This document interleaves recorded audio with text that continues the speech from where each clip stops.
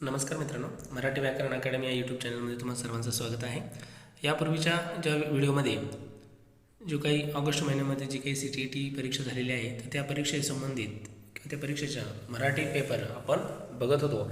तर या मराठी पेपरमध्ये जे काही सुरुवातीचे 15 प्रश्न होते ते आपण बघितले होते.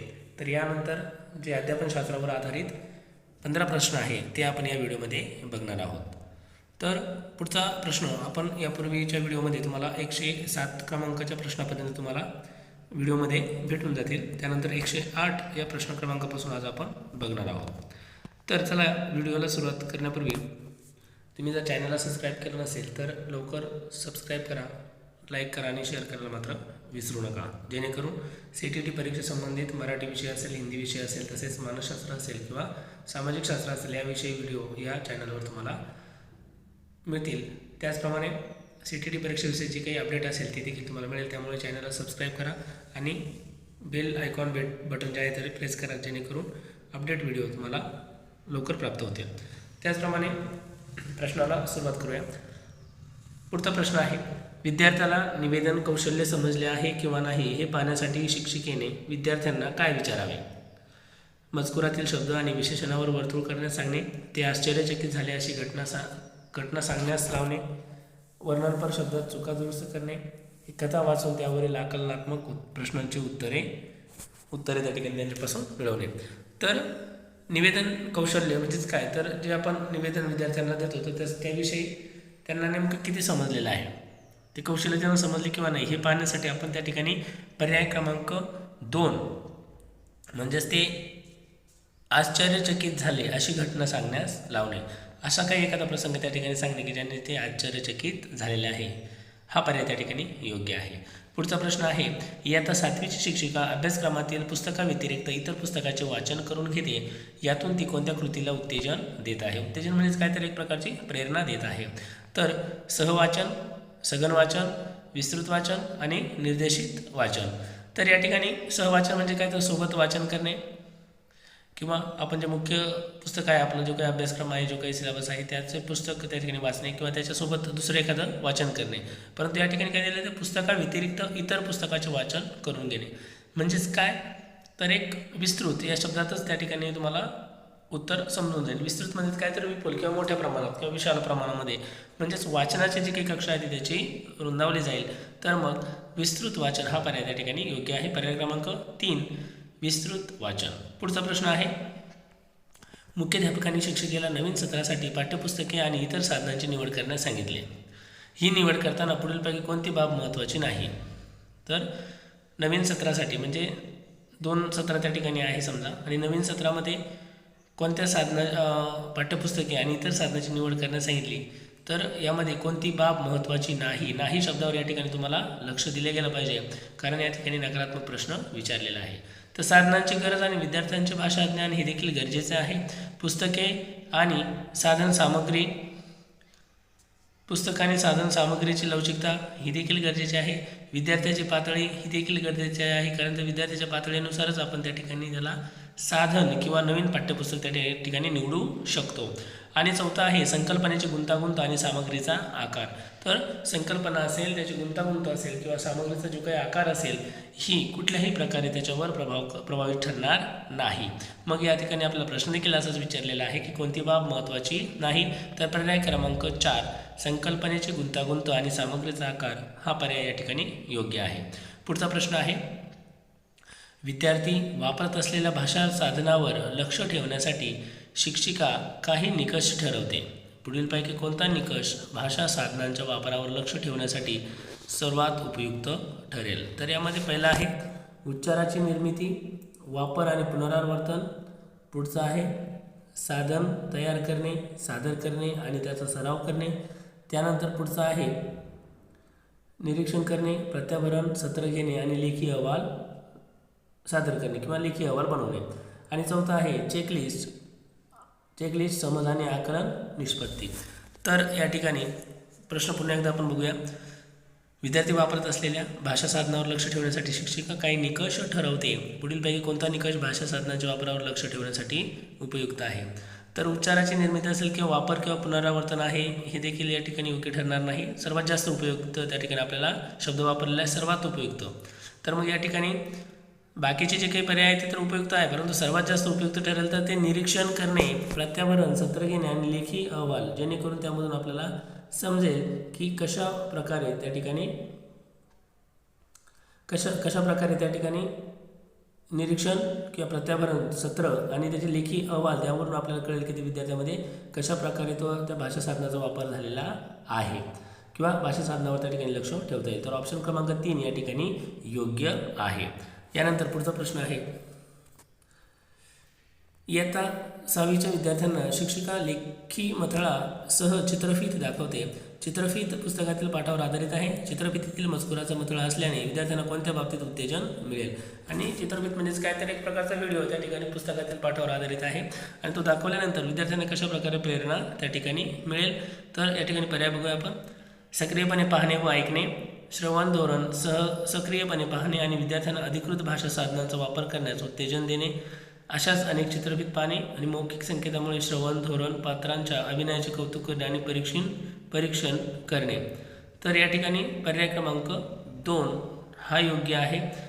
त्याचा आहे की श्रवण धोरण, कारण व्हिडिओ बघताना जी काही चित्रफीत बघणार आहे यामधून तो श्रवण म्हणजे ऐकण्याची प्रक्रिया त्या ठिकाणी होणार आहे. त्याचप्रकारे तो सक्रियपणे पाहणे म्हणजे एखादा अभिनय असेल किंवा एखादा संवाद असेल तर तो व्यवस्थितपणे त्या ठिकाणी पाहू शकतो किंवा स्वतः देखील त्याचा वापर करू शकतो.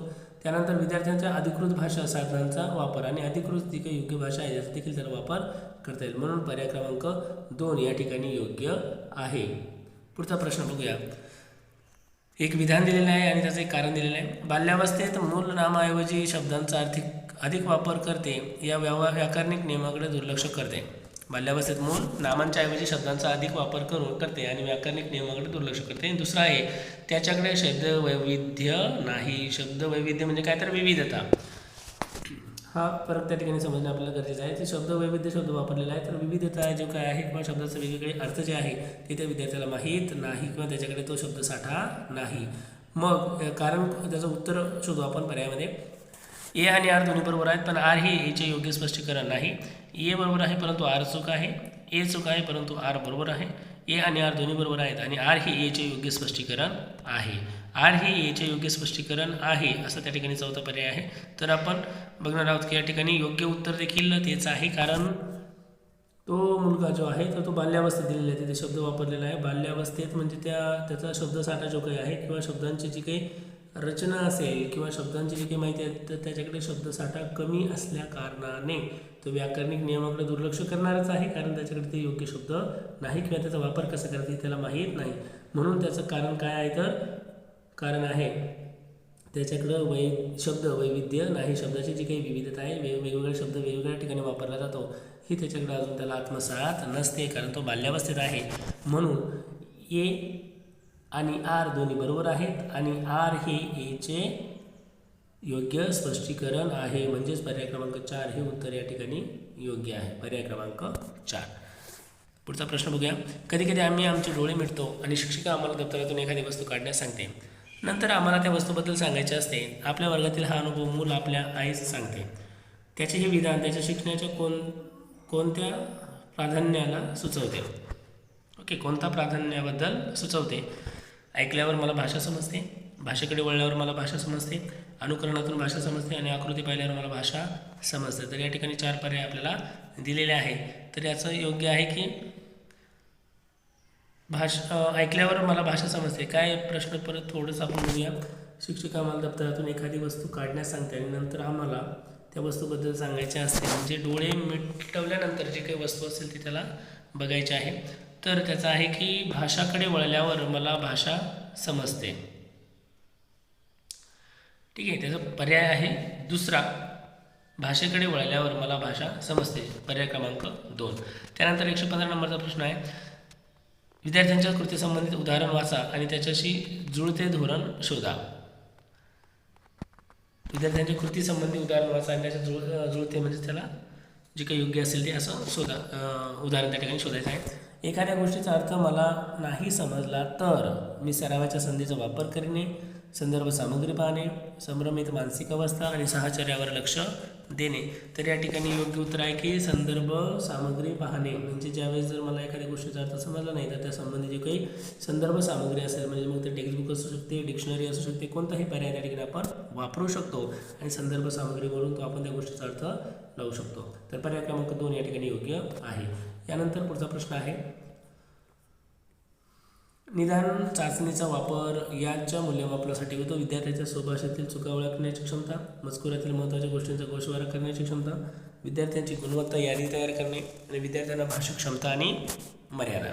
तर या ठिकाणी निदान चाचणीचा म्हणजेच काय, तर विद्यार्थ्यांचे जे काही भाषा आहे किंवा त्याला किती ज्ञान आत्मसात झालेलं आहे हे बघणे.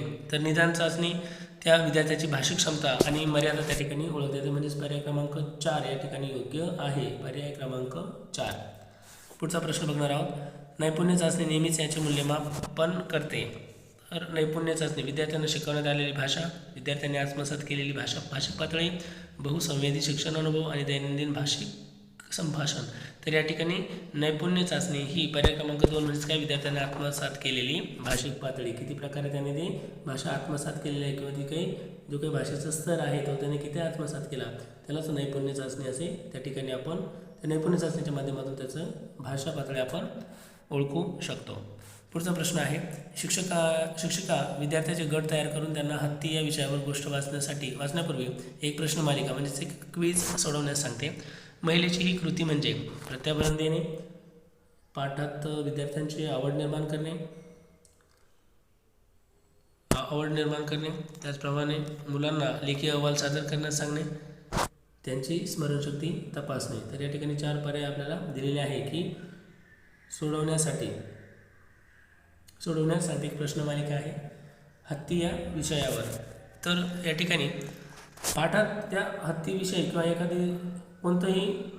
एखादा पाठ किंवा एखादा वस्तू त्या ठिकाणी जर दिली आणि त्या विषयावर जर गोष्ट वाचण्यापूर्वी एक प्रश्नमालिका तयार केली की त्याचा आकार कसा असेल, तो दिसण्यास कसा, डायरेक्टली तो त्या शब्दाचा उल्लेख न करता त्या वस्तूविषयी किंवा त्या व्यक्तीविषयी जर आपण माहिती दिली तर विद्यार्थ्याला काय होतं, त्यामधून पाठात विद्यार्थ्याची आवड निर्माण करते. एक उत्सुकता त्याला वाटते की आता आपल्याला पुढे नेमकं काय शिकायचं आहे किंवा कशाबद्दल आपण आज बघणार आहोत, कशा प्रकारे आज आपण कोणता पाठ किंवा कोणती व्यक्ती किंवा कोणत्या वस्तूबद्दल आपण ते बघत आहोत. तर पाठात विद्यार्थ्याची आवड निर्माण त्या ठिकाणी होत असते. यामुळे पुढचा प्रश्न आहे, भाषा वर्गात एखादा विद्यार्थी गोंधळ घालत आहे, या परिस्थितीवर नियंत्रण मिळवण्यासाठी शिक्षिकेने काय करावे? अभ्यास मुलाकडे लक्ष देणे, समस्येचे निदान करण्यासाठी अगोदर त्या विद्यार्थ्याशी चर्चा करणे, त्याचप्रकारे त्याचे पालक समस्येचे निदान करतील असे मानणे आणि विद्यार्थ्यांचे वर्तन शाळेतील वरिष्ठांना कळवणे. तर हे 4 पर्याय या ठिकाणी दिलेले आहे. भाषा वर्गात म्हणजे भाषा शिकवत असताना एखादा विद्यार्थी जर गोंधळ घालत आहे तर आपण त्या ठिकाणी काय कराल? तर सुरुवातीला विद्यार्थ्याचं नेमकी अडचण काय आहे ती आपण बघू शकतो. मग फक्त अभ्यासू मुलाकडे जर आपण लक्ष दिलं तर त्या मुलाकडे अधिक दुर्लक्ष होऊ शकते. त्यामुळे तो विद्यार्थी जो काही गोंधळ घालत आहे तर त्यामध्ये अजून त्याचं प्रमाण वाढू शकते. त्यामुळे पहिलं ऑप्शन त्या ठिकाणी कट आहे. दुसरं आहे समस्येचे निदान करण्यासाठी अगोदर त्या विद्यार्थ्यांशी चर्चा करणे, हे ऑप्शन बरोबर आहे. तरी पण आपण पूर्ण ऑप्शन एक वेळेस बघून घेऊ. त्याचे पालक समस्येचे निदान करतील असे मानणे फक्त पालकांचीच जबाबदारी आहे का? तर नाही, शिक्षकसुद्धा या ठिकाणी त्याला जे काही वर्तन आहे त्यामध्ये सुधारणा करू शकतो. त्यामुळे हा पर्याय देखील त्या ठिकाणी रॉंग आहे, चुकीचा आहे. चौथा आहे विद्यार्थ्याचे वर्तन शाळेतील वरिष्ठांना कळवणे. तर या ठिकाणी चौथा पर्याय देखील आपण वरिष्ठांना कळवू शकतो, परंतु तात्पुरत्या स्वरूपात सर्वात प्रथम आपण काय करू शकतो तर समस्येचे निदान करण्यासाठी अगोदर त्या विद्यार्थ्याशी चर्चा करणे, हे ऑप्शन त्या ठिकाणी योग्य आहे. तर पर्याय क्रमांक 2 हा या ठिकाणी योग्य आहे. शेवटचा प्रश्न आहे, विद्यार्थी बुद्धिमंथन करतात, कामाचे नियोजन, आराखडा, संपादन आणि पुनरीक्षण न करतात. या कृतीतून त्याचे कोणते कौशल्य निदर्शनास येते? बुद्धिमंथन म्हणजेच काय तर एक प्रकारे विचार विनिमय करणे.